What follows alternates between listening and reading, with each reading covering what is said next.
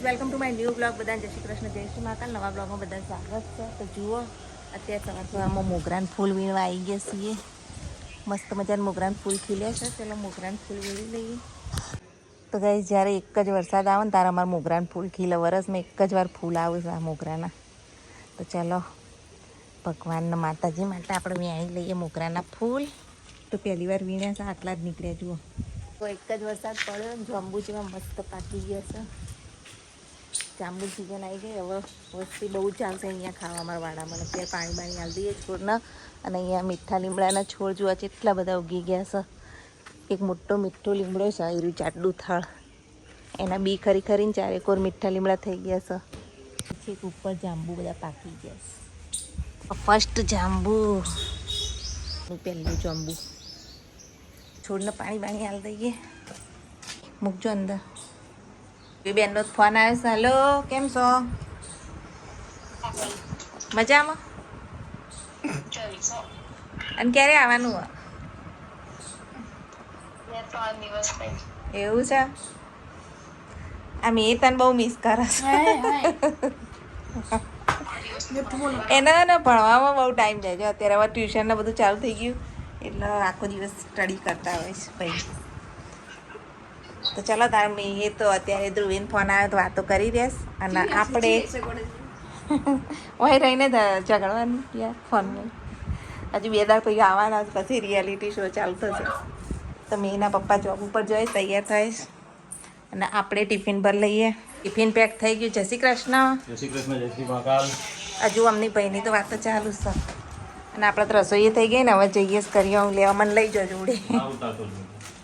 થેલા બેલા રેડી કરી લીધા. આપણે રેડી થઈ ગયા છીએ. હવે જઈએ કરિયાણું લેવા. બધું કામ બાકી છે ને કરિયાણું લેવા જઈએ. એમ કરતો હતા બાય આવું હમણાં. ચલો આપણે જઈએ કરિયાણું લઈએ. બે જઈએ. તાન બાઇક બગડ્યું થઈ ગયું સ્ટાર્ટ.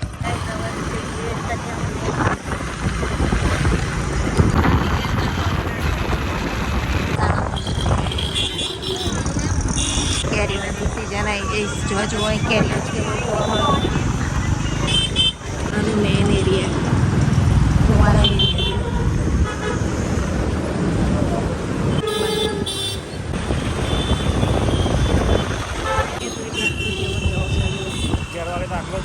નવરા પડે એટલે બજાર જનજન દુકાને આવી ગયા છીએ.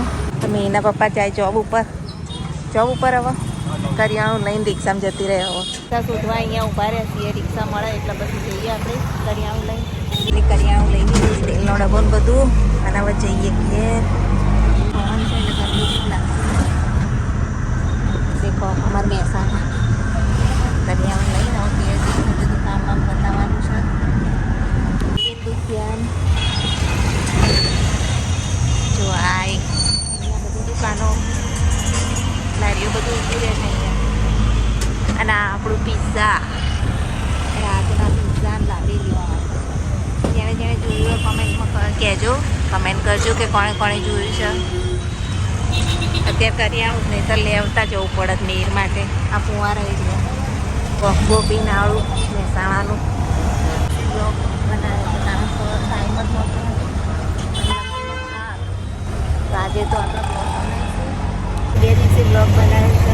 કારણ કે 2 દિવસ બહુ જ કામ હતું એટલે બ્લોગ આપણો એરિયા આવી ગયું છે. નવું લઈને આવી ગયા છીએ ઘેર. તો હાલો હજુ તો બધું ગોઠવવું પડશે. મોડાથી ગોઠવીશું. અત્યારે તો પહેલાં કામ કરી લઈએ. મીરભાઈ ખોલો. નહીં ખોલતું. જો મીરભાઈ આજે આ બધું લઈ લો. હેડો હવે મોટા થાય એટલે ઉપાડી શકશો નહીં? ઉપાડી શકશો? ઉપાડજો. બચ્ચા બડા હો ગયા. ચાલો હું લઈ લઉં તેલનો ડબ્બો. રાધે. દુકાને ભીડ હતી નહીં ને એટલે ફટાફટ પાર આવ્યો. નહીં તો હજુ તો પારે ના આવ્યો. વાત ત્યાં બે રહેવું પડે. આમ ખાસી ભીડ હોય છે નિરંજનભાઈ ત્યાં. તો ચાલો ફાઇનલી આવી ગયો. હવે વધારાનું ઘરનું બધું કામ, કચરા પોતા વાસણ બધું મૂકીને ગયા હતા. તો હવે કામ કરીએ ગાઈસ અને પછી ખાવા બેસીએ. મીરભાઈ ભૂખ લાગી? લાવી કશું નહીં હો બકા. કાલ લાવે. કાલ બાલ જઈશું એટલે કોક લેતા આવીશું. હેડો તો ગાઈસ કચરા વચરા વાળીએ. હજુ તો વાસણે બાકી છે. ખાવાનું હાલ પત્યું. ઘરમાં તો કચરાના ઢગલા પડ્યા. બપોરના 12 વાગ્યા થાય. અને મેં દાદા અમે બધા ખાઈ લીધું છે, કચરા પોતું કરીએ. અને મેરભાઈ તો આ ટ્યુશન છે લાગે. મેરભાઈ 3:30 થી 5. 3:30 થી 5 ટ્યુશન. એટલે પાછું આજ તો ઊંઘવાનો મેળ આવશે નહીં. પણ આજે આપણે કીધું વ્લોગ ઉતારીએ. 2 દિવસથી વ્લોગ મેલ્યા નતા. બપોરે તો ઊંઘું તો શું 3 થી 4 તો આપણે ઊંઘવા જોઈએ જ. જો કરિયાણું 1 કિલોમીટર હેડી અને બ્લીચિંગ ને એસિડ લઈ આવજો. એવા થાક હે. 2 વાગે કઈ કામ પત્યું, કામ પતાઈ જો એસિડ ને બ્લીચિંગ લેવા 1 કિલોમીટર હેડીને ગયા. અને બ્લીચિંગ ને એસિડ લઈને આવી. કારણ કે ચોમાસામાં પછી તકલીફ પડે ખબર. એ એરિયામાં પાણી ભરાઈ રહેશે એટલે લઈ આવ્યા આજે જ. લઈએ છોકરો બોકરો આડો નહીં એટલે જુઓ ખરાબ તાપમાન તો રેલા ઉતરી ગયા.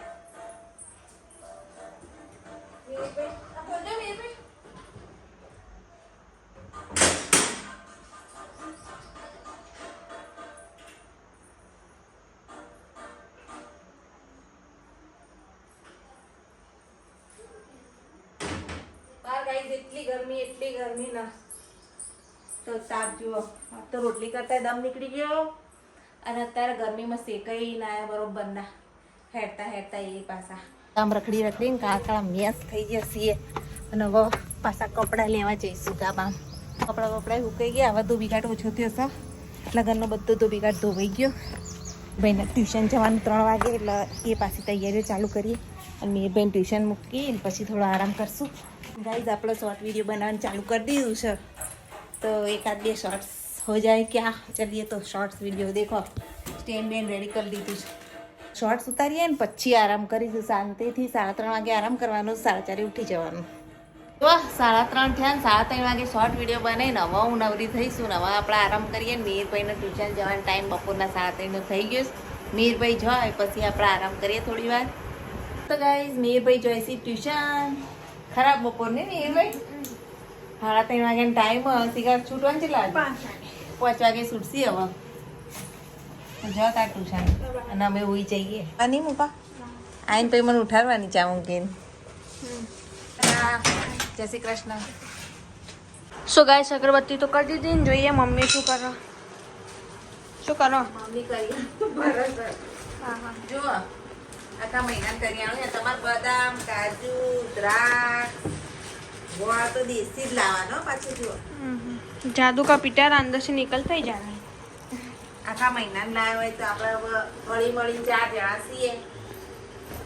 તેલ કયું વાપરવાનું છે? Sunflower oil.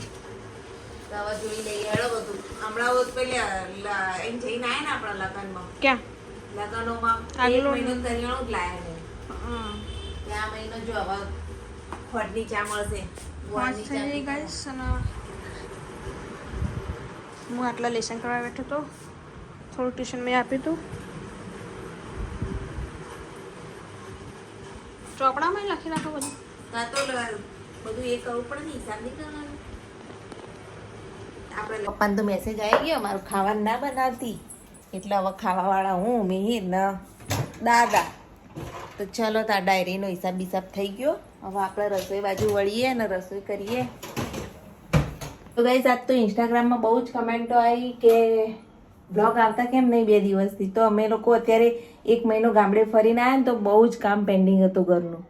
એટલા માટે વ્લોગ 2 દિવસથી બનાવી નતા શક્યા. પણ હવે આપણા વ્લોગ આવશે નાના તો નાના પણ હું રોજ મૂકીશ. તો પ્લીઝ સપોર્ટ કરજો દરેક મિત્રો. જે રેગ્યુલર મારા વ્લોગ જોવો દરેકનો ખૂબ ખૂબ આભાર મારા તરફથી.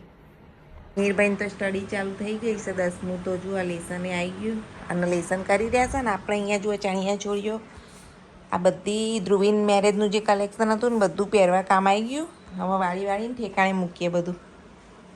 વિશાલ કોકના લગ્ન આવશે ને ત્યારે કામમાં આવશે. ત્યાં દીવાના બધું પેક કરીને મૂકી દઈએ. તો હોઈ ગયા જો બધા કપડાં. આજે ધોબીઘાટનો પાર આવ્યો છે. અને રસોઈમાં શું બને છે તો જુઓ આજ બને છે સરગવાની કઢી. તો અહીંયા આપણે સરગવો કટ કરી લીધો છે. સાસી લઈ આવ્યા છીએ. તો ચલો ફટાફટ કઢી બઢી બનાવી દઈએ.